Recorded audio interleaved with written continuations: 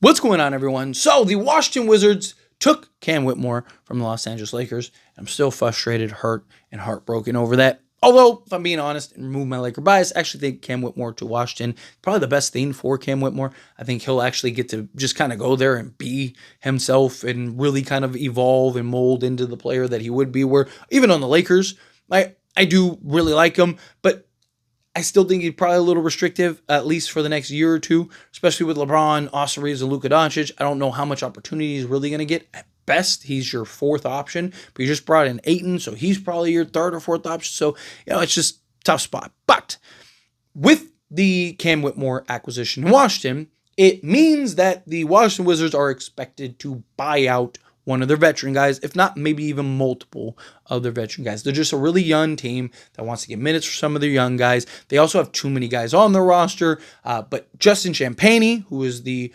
brother of Julian Champagnie on the San Antonio Spurs, he is the one non-guaranteed, so they could waive him and be at 15 guys, but I'd imagine that they'd want to keep him. He's young, potential upside. Why get rid of the young guy when you can just buy out one of the old guys, save yourself a little bit of money, kind of do right by them. You already got your assets and whatnot. Plus, under this new CBA, buyouts are going to be more and more apparent, right? You're seeing it already. You're seeing all these teams and all these players that are, rumored to be within the next month or so on the buyout market. And I really do think that that's going to be kind of this new well of resources for contending teams. I really do. Because, again, with the new CBA, these contracts, right? You look at a Chris Middleton, a Marcus Smart, a CJ McCollum, they're just overpaid. So teams aren't going to go trade for them. And they're usually like injury riddled, and it's a mess, right? So I just don't think that any of those guys are going to actually end up being traded for. And so it makes sense for kind of all parties to hey, Wizards save a little money. You look good. You did right by your vet guy. So that way they can go to a contender and then everyone wins, right? But one of the guys I want to talk about is Marcus Smart. So if you're like, hey, Tyler, what about Chris Middleton? Well, I already did a video on Chris Middleton. So go check out that video after this one, of course. But I want to talk about Marcus Smart because, one, a lot of people I've seen want to trade for Marcus Smart. I mean, even as soon as last season. And personally, again, another guy that I wouldn't want to trade for. If he gets bought out, beautiful. Go and sign him. And I just don't think you should trade for him. I just don't think they need another 6'3" guard. I think they need sizable wing depth. Marcus Smart, I would love to have, right? We know what Marcus Smart does. We know what Marcus Smart brings. And that is toughness and defense and just relentless, kind of that pit bull out on the perimeter, right? You look at a team like OKC and they just have, several kind of Marcus Smart-esque type players. Marcus Smart is a guy that brings leadership, is a guy that can just, again, be that point of attack, be that relentless sort of pit bull. I mean, I've loved Marcus Smart since Oklahoma State. I actually wanted the Lakers to draft him over Julius Randle back, yonder. And Boston had the pick before us, and they ended up taking Marcus Smart. And I was like, I was a huge fan of him at Oklahoma State. He was in there squabbling every day. I loved it. I was like, dude, this guy, we need this guy on the Lakers. We need his toughness. There were, character issues with the guy. Guy turned out great. I loved it. I just thought he was passionate. Sometimes it's good to have a passionate player. Couple things negative about Marcus Smart, because again, he is veteran leadership. He's 31. Just turned 31, won't be 32 till basically, towards the end of next season in March. So he's young enough to be a piece even for the next few years, right? Maybe sign him to a 2-year deal, kind of keep that 2027 cap space reserve. But I mean, he's a guy you could slot in right next to Luka Doncic, right? And just be that point of attack defensive guy. Honestly, I'd prefer him off the bench though, not because you got to start Austin Reeves. I would just want a little more size at that point of attack position. Personally, I don't hate the idea of Marcus Smart, but also with his injury history as of late, not really a guy that I think is super reliable in your starting lineup. I'd prefer him kind of in a bench role, coming off, being that kind of point of attack guy for you. The other kind of issue with Marcus Smart is he's one of those guys you love to have on your team. Without a doubt, no questions, no ands, ifs, buts about it, right? But he also can be incredibly frustrating because his shot selection at times is horrendous, right? As somebody that watches basketball religiously, I've seen plenty of Marcus Smart playing, plenty of Marcus Smart games. He was better in Memphis than he was in Boston, but he still wasn't like, he still had his moments. Boston, but also, to be fair, in Boston, he was like the guy. He was like Mr. Boston for years, right? Like, but he kind of makes some bad decisions shooting the basketball and kind of timing decisions at times, right? Like, there's times where it just seems like he wants to be the guy or he thinks he is the guy. Now, look, go to a team like the Lakers where it's like, I got Luka Doncic, LeBron James, like, it's different vibe, different team, different role, different everything. Right? You're older now, a little piece of humble pie these last, few years. Come in, buy in, play your role, play your part. That could change things. Right? Maybe Marcus Smart all of a sudden is more willing to kind of buy in and play a role. Because I would love to have Marcus Smart. I'd love to see the Lakers go and land him. Again, not via trade, via buyout. It's so low risk, high reward, even with the shot selection and the injury concerns and everything else that comes with it. He's a guy that if you're getting for a vet minimum, you are in great shape. Right? Because the best version of Marcus Smart could be a real ceiling raiser for this team as a guy off the bench. Again, like, if you can kind of follow suit, like, what is this Lakers team name?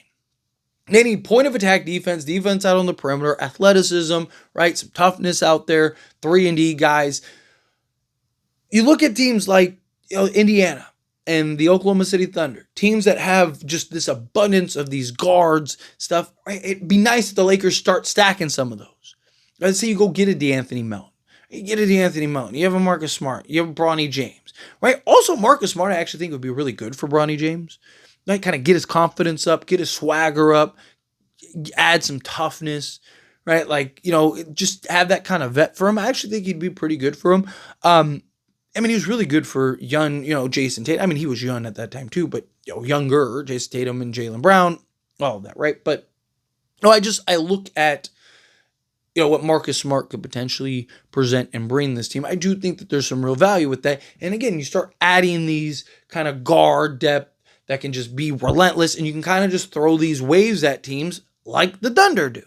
Right? But you also have your size out on the perimeter. You also have your 6'8", 6'9" versatile wings, and you have your size and your length out there. And, you have a DeAndre Ayton on the inside and all that. So you kind of create this system where it's like, okay, we can go with those just pit bulls, up front, guarding the castle, right? And then, you got your towers down low, just ready to just fire, right? Fire away. And then, you have your kind of soldiers out on the wing, right? Like, and you can kind of build that defense that you need. And Marcus Smart could be one of those guys that, look, defensive player of the year, guy that can be that anchor and kind of defensive core piece for a team in the Lakers. I love it. I like it. I really do. But what can Marcus Smart bring to a Lakers team, right? Got to keep in mind, one, he's 6'3", 220, 225. It's more, that dude's just tough, right? He's tough, he's physical, strong, right? You don't really see many people wanting to get in a squabble with Marcus Smart. I'll just put it like that, right? But last year, between Memphis and Washington, I'm going to go over kind of the full, and then I'll compare the two. But between the two teams, 34 games played, 7 games started. Right, so was primarily coming off the bench, so that's a good sign for him and kind of his acceptance. Another thing to kind of keep in mind, like I said, he's had his injury struggles, right? This year he played 34 games. The previous year in Memphis he played 20 games. Then in Boston he played 61 games. Right? He did play 71, but then he played 48 and 60. Right, so again, he's kind of had a bit of the injury bug. But like I said, 7 games started. 20 minutes per game on the dot between the two teams, 7.6 field goal attempts per game, shot 39.3% from the floor, which is not great overall, shot 35% from three-point range on 4.1 attempts overall in the season. He is a career 32.4% three-point guy. It's always been a problem. It's why I talked about, like, the shot selection with him at time is terrible for a guy that's not, Steph Curry, right? Like, if he was like 38%, maybe you kind of justify and argue some of those things, but he's not, right? He's usually pretty rough. The best three-point season of his career. He had a season in which he shot, I guess technically it was with Washington at 39.2%, but was with Boston in 2018, like for a full season, was Boston in 2018, 2019, where he shot 36.4%. Right? The guy is not a great three-point shooter, right? Even to this day. But, again, I digress, 34.8% from three-point range. 2-point range, shot 44.8% on 3.4 attempts, 48.8% EFG, shot 76.1% from the foul line on 2 attempts, grabbed 2 rebounds, 3 assists, a steal, half a block, and 9 points per game. Now with Washington, he played 15 games with Washington compared to 19 games with Memphis. Started in 1 compared to 6 with Memphis. Played 18.7 points in Washington compared to 21.1 minutes per game with Memphis. Got 7.8 compared to 7.3 attempts, so nearly the same amount of attempts. With Washington, he was 44% from the field compared to 36%, and that's me rounding up. It was 35.8% with Memphis. 3-point range. Like I said, with Washington on 3.4 attempts, he's 39.2%. If he can get back to that, that would be huge for the Lakers. Where you look at Memphis, he was 32.2% on 4.7 attempts, shot 48.3% from 2-point range on 4 attempts in Washington, compared to 3 attempts on 41.4% from 2-point range. EFG of 53.2% compared to 45.6%.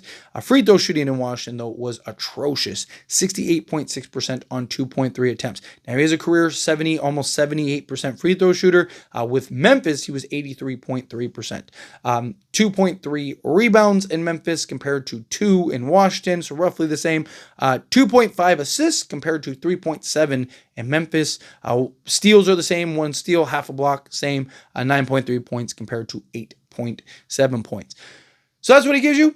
If you can get him on a buyout, go get him on a buyout. I think it's that simple. But let me know your thoughts and opinions down in the comments. That being said, if you haven't liked this video, hit that like button. Helps me a lot. So we enjoy these types of videos, and I truly appreciate it. Not subscribe channel, hit that subscribe button. Turn on the bell notifications. Appreciate y'all. See you in the next one. Thank you.